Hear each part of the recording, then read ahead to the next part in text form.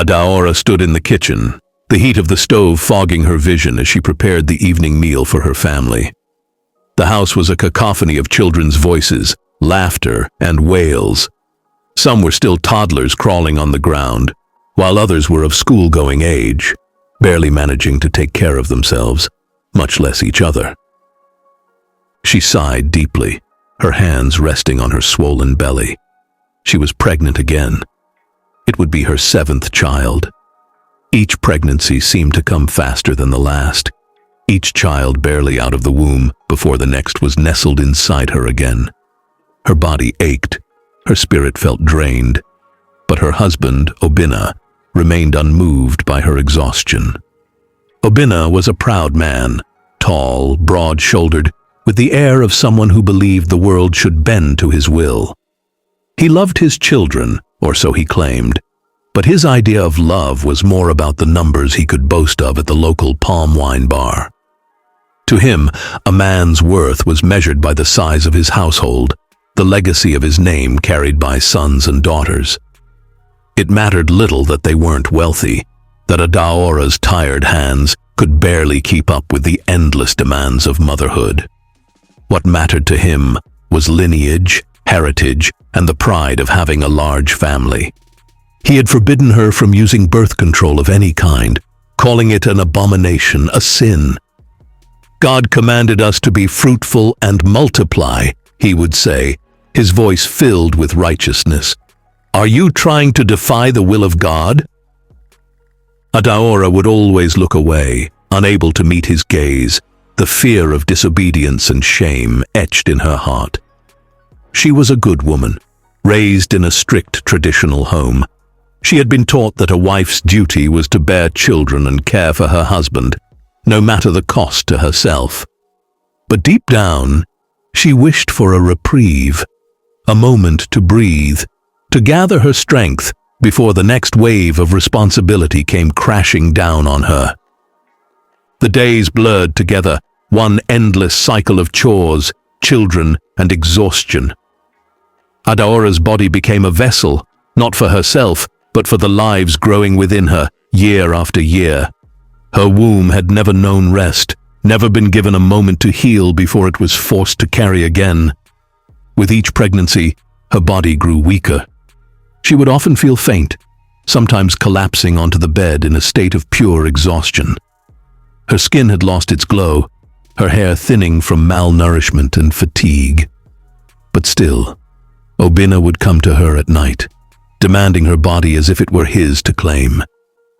He never asked how she felt, never noticed the silent tears that rolled down her cheeks in the darkness. To him, she was simply fulfilling her duty. The day of her 7th pregnancy came like a storm. The labor was long and hard, more painful than any she had experienced before. ADAORA could feel something was wrong, but she said nothing. She gritted her teeth, knowing that there would be no sympathy from Obinna.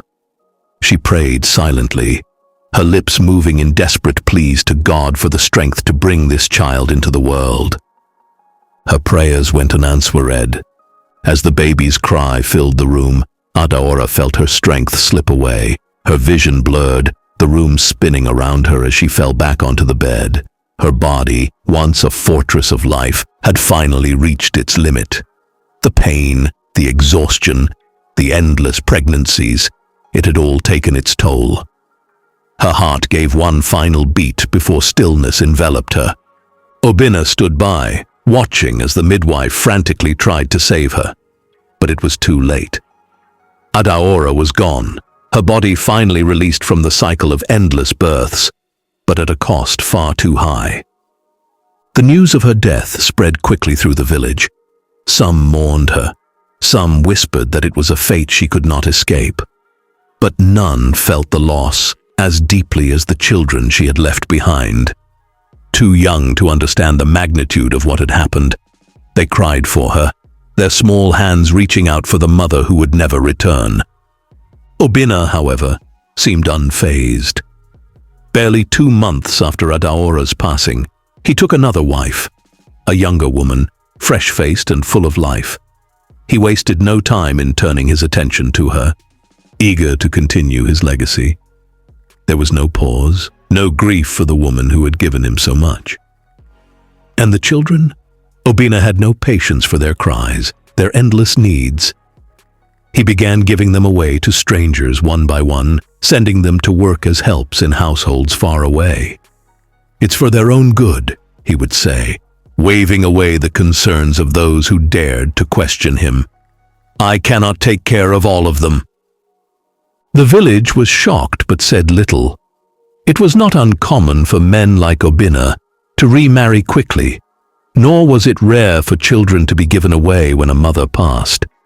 But there was something deeply unsettling about how swiftly he moved on, as if ADAORA had never existed, as if her sacrifice meant nothing. But her story, though it ended in tragedy, carried with it a lesson. The village had long since moved on from the memory of ADAORA'S passing, or so it seemed.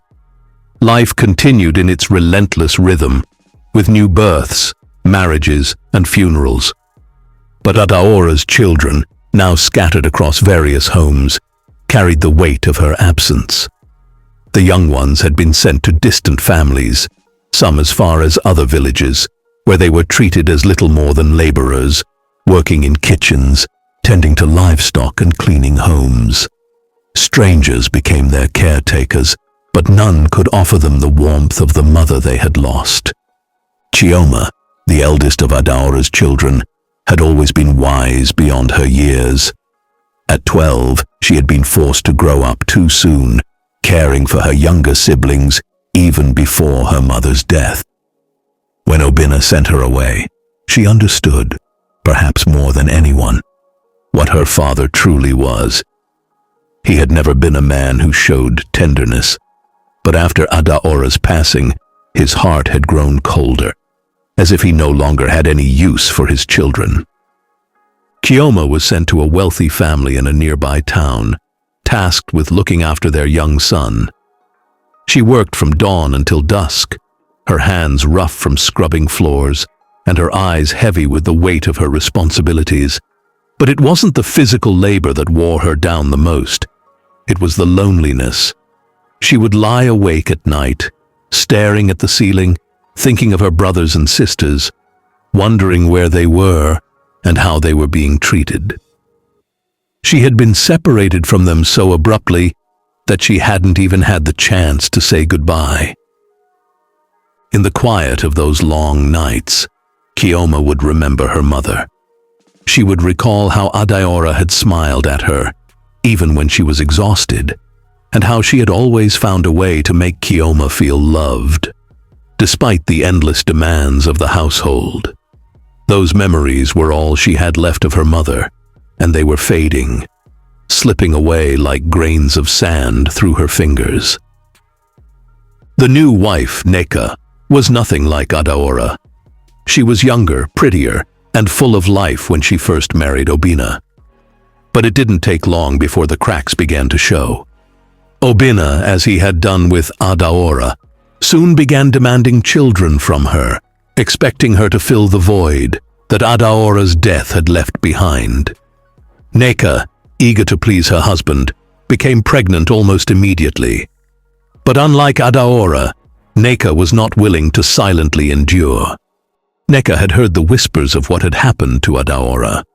She had seen the toll that endless pregnancies had taken on the women in the village, and she was determined not to follow in their footsteps. After her second child, she sought advice from an older woman in the village, a midwife who had seen too many women die young from complications in childbirth. This woman told Neka the truth. Your body is your own. If you do not care for it, no one will. Not your husband, not your children. You must take control, or you will meet the same fate as ADAORA. Neka took the advice to heart. She secretly found a way to prevent further pregnancies, defying Obinna's strict orders against birth control. She knew that if he found out, he would be furious, but she no longer cared. She had seen how easily he had discarded ADAORA and her children, and she refused to let herself become another casualty of his pride. Obinna, of course, noticed that Neka was not becoming pregnant as quickly as he had expected. He grew suspicious, accusing her of failing her duty as a wife. But Neka, unlike ADAORA, was not afraid to push back. "I will not die to give you more children," she told him one evening, her voice steady and firm. "If you cannot accept that, then you can find another woman to bury." Obinna was stunned by her defiance. He had never been challenged in this way before, not by a woman. His pride was wounded and his temper flared, but Neka stood her ground. She had seen too much, lost too many friends to the dangers of childbirth, to let herself be consumed by Obinna's demands. For the first time in his life, Obinna was forced to confront the consequences of his actions. His second wife was not a silent, obedient woman like ADAORA. Neka's resistance was a mirror held up to him, reflecting the ugliness of his control, the selfishness of his pride. The weight of ADAORA's death, which he had so easily brushed aside, began to press on him in ways he had never anticipated. He would never admit it, but a small part of him knew he had been responsible for her death. In the quiet of his home, now emptier than ever despite Neka's presence, Obinna began to feel something he had not felt in years. Guilt. The silence left by his children, scattered far and wide, and the memory of ADAORA's tired eyes haunted him. He had thought that marrying a younger, healthier woman would erase his loss, that starting again would be easy. But it wasn't.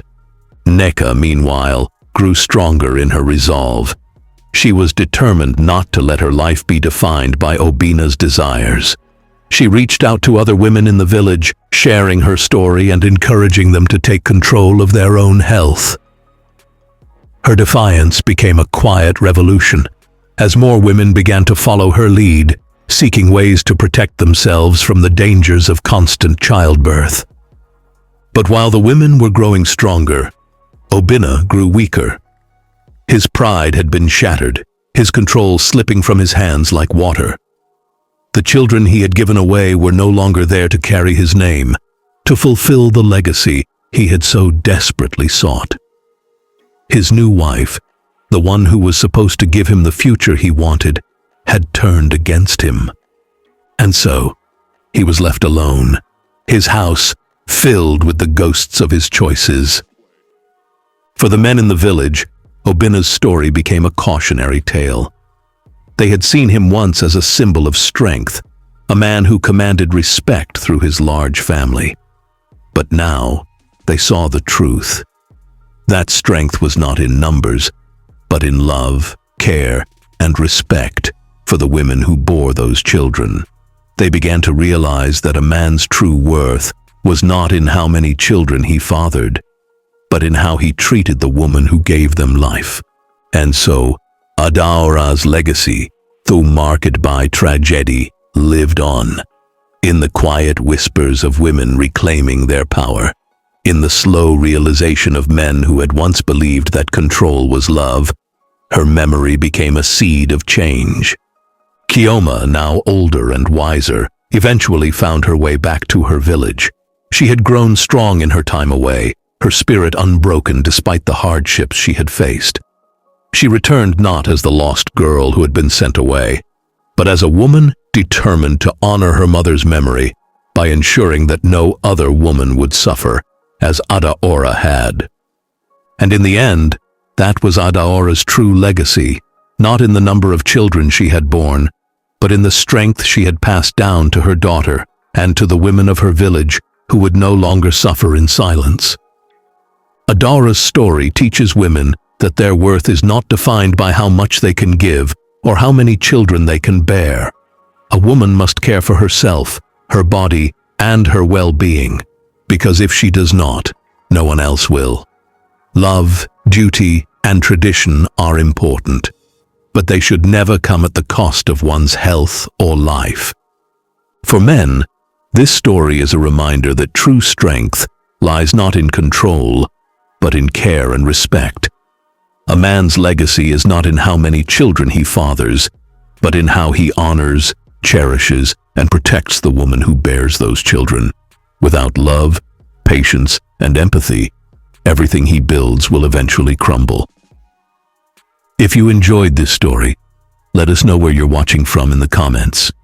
Don't forget to hit the subscribe button and turn on notifications so you never miss another upload. Your support means everything.